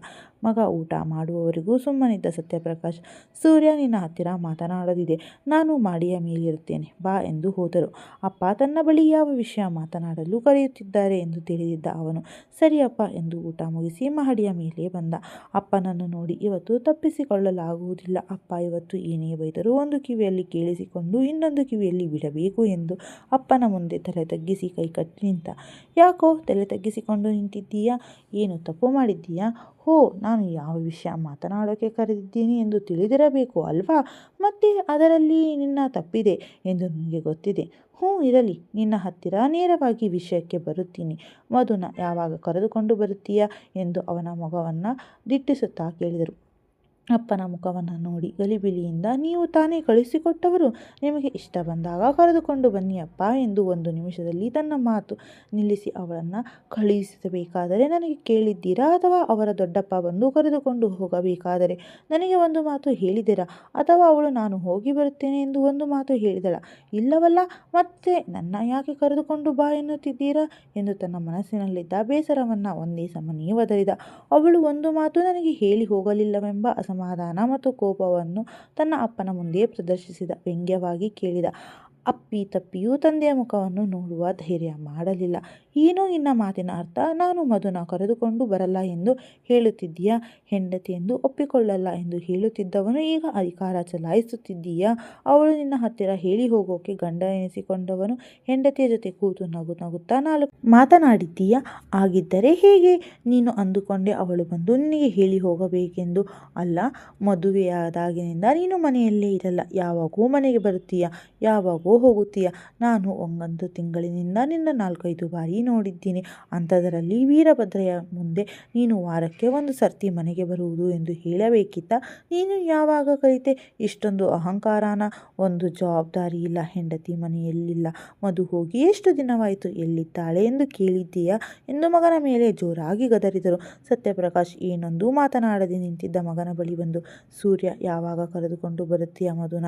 ನಾಳೆ ಬೆಂಗಳೂರಿಗೆ ಹೋಗಿ ಸರಿತಾನ ನೋಡಿಕೊಂಡು ಮಧುನ ಕರೆದುಕೊಂಡು ಬಾ ಎಂದು ಮಗನ ಮುಂದೆ ಭುಜ ತಟ್ಟಿ ಹೊರಟ ಅಪ್ಪನನ್ನು ನೋಡಿ, ಅಪ್ಪ, ನಾನು ಹೋಗಲ್ಲ ಎಂದ ಮಗನ ಕಡೆ ಕೋಪದಿಂದ ನೋಡಿದರು. ಸತ್ಯಪ್ರಕಾಶ್ ಯಾಕೆ ಎಂದು ಅಷ್ಟೇ ವೇಗವಾಗಿ ಕೇಳಿದರು. ಅವಳಿಗೆ ಇಷ್ಟ ಬಂದಾಗ ಬರುತ್ತಾಳೆ ಬಿಡಿ ಎಂದವನನ್ನು ನೋಡಿ, ಯಾಕೋ ಇಷ್ಟು ಹಠ ಮಾಡುತ್ತಿದ್ದೀಯಾ? ನೀನು ಬಂದು ಕರೆದುಕೊಂಡು ಹೋಗಬಹುದು ಎಂದು ಮಧು ಕಾಯುತ್ತಿರುತ್ತಾಳೆ. ಹೋಗಿ ಕರೆದುಕೊಂಡು ಬಾ ಅಪ್ಪ. ಅವಳು ಇಲ್ಲಿ ಇರೋದಕ್ಕಿಂತ ಅಲ್ಲೇ ನಗುತ್ತಿರುತ್ತಾಳೆ ಎಂದರೆ ಅಲ್ಲೇ ಇರಲಿ ಬಿಡಿ ಎಂದ ದುಂಡಾದ ಪೂರ್ಣಚಂದ್ರನನ್ನೇ ನೋಡುತ್ತಾ ಸೂರ್ಯ. ಏನೋ ನಿನ್ನ ಮಾತಿನ ಅರ್ಥ? ಇಲ್ಲಿ ಏನು ಕೊರತೆಯಾಗಿತ್ತು ಅವಳಿಗೆ? ನಾವೇನು ತರ ದಿನಪೂರ್ತಿ ಕೆಲಸ ಮಾಡಿಸಿಕೊಂಡು ಹೀಯಾಳಿಸಿ ಮಾತನಾಡುತ್ತಿದ್ದೇವಾ ಎಂದರು. ಮಗನ ಮಾತಿನ ಅರ್ಥ ತಿಳಿಯದೆ, ನೋಡು, ಮಧುನ ಕರೆದುಕೊಂಡು ಬಂದು ಅವಳನ್ನು ಅರ್ಥ ಮಾಡಿಕೊಂಡು ಸಂಸಾರ ಶುರು ಮಾಡು ಎಂದರು ಅಸಮಾಧಾನದಿಂದ. ಸಾಕು, ಸುಮ್ಮನಿರಿ ಅಪ್ಪ. ಎಲ್ಲರೂ ಅವಳನ್ನು ಅರ್ಥ ಮಾಡಿಕೊಂಡು ಸಂಸಾರ ಮಾಡು ಎಂದು ಉಪದೇಶ ಮಾಡುವವರೇ. ಯಾರಾದರೂ ಅವಳಿಗೆ ಈ ಮದುವೆ ಇಷ್ಟವಿತ್ತಾ ಎಂದು ಒಂದು ಮಾತು ಕೇಳಿದ್ದೀರಾ? ಅವರ ದೊಡ್ಡಪ್ಪ ನನ್ನ ಸಾಕಿದ್ದಾರೆ ಎಂದು ಅವರ ಮಾತು ನಿರಾಕರಿಸಲಾಗದೆ ನನ್ನ ಮದುವೆಯಾಗಿದ್ದಾಳೆ. ಅವಳು ಮೊದಲೇ ಒಂದು ಹುಡುಗನನ್ನ ಪ್ರೀತಿಸುತ್ತಿದ್ದಳು. ಅವನ ನೆನಪಿನಲ್ಲಿ ದಿನ ಅಳುತ್ತಿದ್ದಾಳೆ. ಅದು ನಿನಗೆ ಗೊತ್ತಾ ಎಂದು ಅಸಹನೆಯಿಂದ ಅಪ್ಪನ ಮುಂದೆ ಈ ಮಾತನ್ನು ಹೇಳುವ ಮನಸ್ಸಿರಲಿಲ್ಲ ಅವರಿಗೆ. ಕೋಪ ಮತ್ತು ಆವೇಶದಿಂದ ಹೇಳಿಬಿಟ್ಟ. ಮಗನ ಮಾತು ಮರೆಯಲ್ಲಿ ನಿಂತು ಕೇಳಿಸಿಕೊಂಡ ವಿದ್ಯಾರಿಗೆ ಸೊಸೆಯ ಮೇಲೆ ಅಸಮಾಧಾನ ಮೂಡಿತು. ಮೊದಲೇ ಅವಳು ಮನೆಗೆ ಬಂದಿಲ್ಲ ಎಂದು ಬೇಸರಗೊಂಡಿದ್ದ ವಿದ್ಯಾ ಈಗ ಯಾರನ್ನು ಪ್ರೀತಿಸುತ್ತಿದ್ದಾಳೆ ಎಂಬ ಮಾತು ಕೇಳಿ ಸೊಸೆಯ ಮೇಲೆ ಅಗಾಧ ಕೋಪ ಬಂತು. ಏನು ಹೇಳುತ್ತಿದ್ದೀಯ ಸೂರ್ಯ? ಮಧು ಯಾರನ್ನು ಪ್ರೀತಿಸುತ್ತಿದ್ದಾಳೆ ಎಂದರೆ ನನಗೆ ನಂಬೋಕಾಗುತ್ತಿಲ್ಲ. ನೀನು ತಪ್ಪು ತಿಳಿದುಕೊಂಡಿದ್ದೀಯ ಸೂರ್ಯ ಎಂದರು ಆಶ್ಚರ್ಯವಾಗಿ. ಅವರಿಗೆ ಈ ಮಾತು ಯಾಕೋ ರುಚಿಸಲಿಲ್ಲ. ತಡವರಿಸಿಕೊಂಡು, ಹೌದು ಅಪ್ಪ, ಬೇರೆ ಏನೂ ಮಾತನಾಡದೆ ಎಂದು ಕೆಳಗಿಳಿದು ಬಂದ ಮಗನ ಈ ಮಾತು ಸತ್ಯಪ್ರಕಾಶ್ ಅವರಿಗೆ ಸತ್ಯವೆನಿಸಲಿಲ್ಲ. ಇದೇನೋ ಸೂರ್ಯ ಹೀಗೆ ಹೇಳುತ್ತಿದ್ದಾನೆ ಎಂದು ಯೋಚಿಸುತ್ತಾ ಅಲ್ಲೇ ನಿಂತರು. ಅತ್ತಿಗೆ ಎಂದು ರೂಮಿನ ಬಾಗಿಲು ತಳ್ಳಿಕೊಂಡು ಬಂದ ಮಧುಗೆ ತಬ್ಬಿಕೊಂಡು ನಿಂತಿದ್ದ ಕಾರ್ತಿಕ್ ಮತ್ತು ವಿನುತಾ ಕಂಡರು. ಅವರನ್ನು ನೋಡಿ ಸಾರಿ ಎಂದು ವಾಪಸ್ ಹೋಗುವವಳನ್ನು ತಡೆದಳು ವಿನುತಾ. ಹೇ ಮಧು, ನಿನಗೆ ಒಂದು ಚೂರು ಬುದ್ಧಿ ಇಲ್ವಾ? ಗಂಡ ಹೆಂಡತಿ ಇರೋ ರೂಮಿಗೆ ಬರಬೇಕಾದರೆ ಬಾಗಿಲು ಬಡಿದು ಬರಬೇಕೆಂದು ಸೆನ್ಸ್ ಇಲ್ಲವಾ? ಒಳ್ಳೆ ಗೂಳಿ ಥರ ನೂಗುತ್ತೀಯಲ್ಲ. ಮದುವೆಯಾಗಿದ್ದರೆ ಇವಳಿಗೆ ಬುದ್ಧಿ ಇಲ್ಲ ಎಂದಳು ವಿನುತಾ ಕೊಂಕಾಗಿ. ವಿನುತಾ, ಸಾಕು ನಿಲ್ಲಿಸುತ್ತೀಯ? ಮಧು, ಏನು ಬೇಕಾಗಿತ್ತು ಎಂದು ಅವಳ ಬಳಿ ಬಂದ ಕಾರ್ತಿಕ್. ಏನೂ ಇಲ್ಲ ಅಣ್ಣ, ಅತ್ತಿಗೆ ಆವಾಗಲೇ ಹಾಲು ಬೇಕು ಎಂದು ಕೇಳಿದ್ದರು, ಕೊಟ್ಟು ಹೋಗೋಣ ಎಂದು ಬಂದೆ. ಹಾಲು ಕೊಟ್ಟು ಹೊರಗೋದಳು ಮಧುರ. ಅವಳಿಗೇನು ಗಂಡ ಹೆಂಡತಿ ಖುಷಿಯಿಂದಿರುವುದು ನೋಡಿ ಅಸೂಯೆಯಾಗಲಿಲ್ಲ. ಬದಲಾಗಿ ನನಗೆ ಆ ಭಾಗ್ಯ ಯಾವಾಗ ಬರುವುದು ಎಂದು ಹಂಬಲಿಸಿದಳು ಅಷ್ಟೇ. ಧನ್ಯವಾದಗಳು ವೀಕ್ಷಕರೇ. ಕಥೆ ಮುಂದುವರಿಯುವುದು. ಏನಾದರೂ ತಪ್ಪಿದ್ದಲ್ಲಿ ದಯವಿಟ್ಟು ಕ್ಷಮಿಸಿ. ಹಾಗೆ ಮರೆಯದೆ ಚಾನಲನ್ನು ಸಬ್ಸ್ಕ್ರೈಬ್ ಮಾಡಿಕೊಳ್ಳಿ. ನಿಮ್ಮ ಅನಿಸಿಕೆಗಳನ್ನು ಕಮೆಂಟ್ ಮಾಡಿ. ನಿಮ್ಮ ಕಮೆಂಟ್ಗಳಿಗಾಗಿ ನಾನು ಸದಾ ಕಾಯ್ತಾ ಇರ್ತೀನಿ. ಶುಭವಾಗಲಿ.